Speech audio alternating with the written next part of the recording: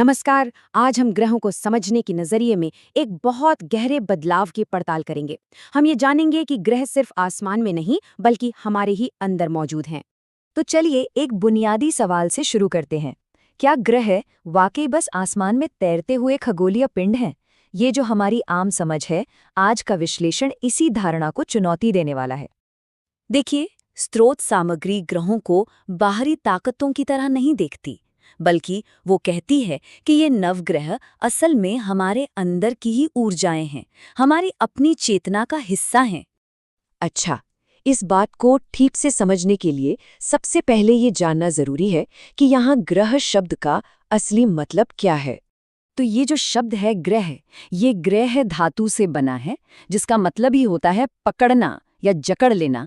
मतलब ये वो शक्तियां हैं जो हमारी चेतना, हमारे कर्म, हमारी सांसें और हमारी भावनाओं तक को, हर चीज को अपनी पकड़ में रखती हैं। और आसमान, वो तो बस एक आईना है जो हमें ये सब दिखा रहा है। तो फिर चलिए अब एक एक करके इन 9 चेतनाओं से मिलते हैं और ये देखते हैं कि ये हमारे शरीर में, हमारे अंदर आखिर रहती कहाँ है। सबसे पहले सूर्य। ये सिर्फ आसमान में चमकने वाला तारा नहीं है, बल्कि ये हमारे अंदर की साक्षी चेतना है, हमारी आत्मा, हमारी पहचान का असली केंद्र। फिर आता है चंद्रमा, जो हमारे मन, हमारी भावनाओं और यादों की पूरी दुनिया पर राज करता है। चंद्रमा के बदलने का सीधा असर हमारे मूड पर पड़ता है। मंगल हमारे अंदर के योद्धा की ऊर्जा है। ये हमारा जोश है, हमारा साहस है और फैसले लेकर उन पर अमल करने की ताकत है। बुध, ये हमारे अंदर का संदेशवाहक है। ये हमारी बुद्धि है, चीजों को समझने और अपनी बात कहने की शक्ति। ये हमारे विचारों और शब्दों के बीच का पुल है। बृहस्पति, जिन्हें गुरु भी कहते हैं, वो हमारे अंदर ज्ञान और विस्तार के सिद्धांत को दर्शाते हैं। ये हमारी समझ और गहरी अंतर्दृष्टि का प्रतीक हैं। शुक्र, वो ब्रह्मांडीय प्रेरणा है जो हमें सुंदरता और मेलजोल की तरफ खींचती है। हमारे अंदर प्रेम करने और किसी चीज की सराहना करने की जो क्षमता है, वो शुक्र से ही आती है। शनि को लेकर अक्सर लोग डरते हैं, लेकिन वो कोई सजा देने वाले नहीं हैं। शनि तो एक महान शिक्षक हैं जो हमारे ही कर्मों का आईना हमें दिखाते हैं। और आखिर में राहु और केतु, ये छाया ग्रह हैं और ये हमारी आत्मा की इच्छाओं और वैराग्य के कार्मिक धुरी को दिखाते हैं।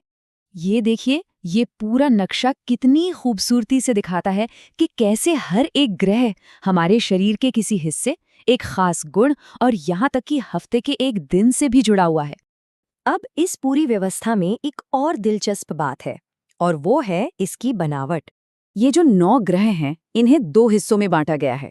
एक तरफ हैं 7 पारंपरिक ग्रह जिनका अपना एक भौतिक शरीर है, और दूसरी तरफ हैं 2 छाया ग्रह, राहु और केतु, जो असल में सिर्फ गणितीय बिंदु हैं, लेकिन उनका असर बहुत ही जबरदस्त होता है। तो सवाल ये उठता है कि अगर ये सारे ग्रह हमारे अंदर ही हैं, तो हम इनकी ऊर्जाओं के साथ काम कैसे करें? स्रोत कहता है कि इसका असली उपाय कोई पूजा पाठ या कर्मकांड नहीं, बल्कि हमारा आचरण है, हमारा व्यवहार है। किसी ग्रह का सम्मान करने का मतलब है कि उसके जो सबसे ऊंचे सिद्धांत हैं, उन्हें अपनी रोजमर्रा की जिंदगी में उतारा जाए। और जब ऐसा होता है, तो ज्योतिष सिर्फ भविष्य बताने का जरिया नहीं रह जाता, बल्कि ये खुद को साधने का, एक आत्मनिपुणता का अभ्यास बन जाता है।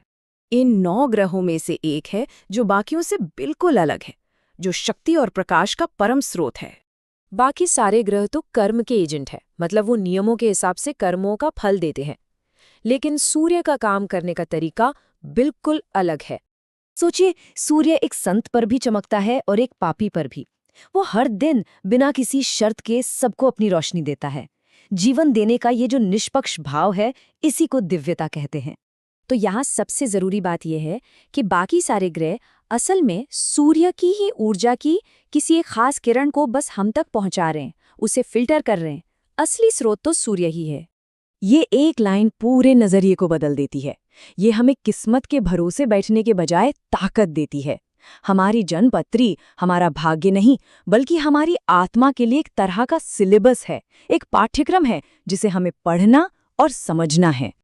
और अंत में ये हमें एक बहुत ही गहरे सवाल के साथ छोड़ जाता है। जब भी हम अपनी जिंदगी में किसी तरह का असंतुलन महसूस करते हैं, तो क्या ये हो सकता है कि हमारे ही अंदर मौजूद कोई ब्रह्मांडीय चेतना, कोई ग्रह हमसे बात करने की कोशिश कर रहा हो, बस चाहता हो कि उसे सुना जाए?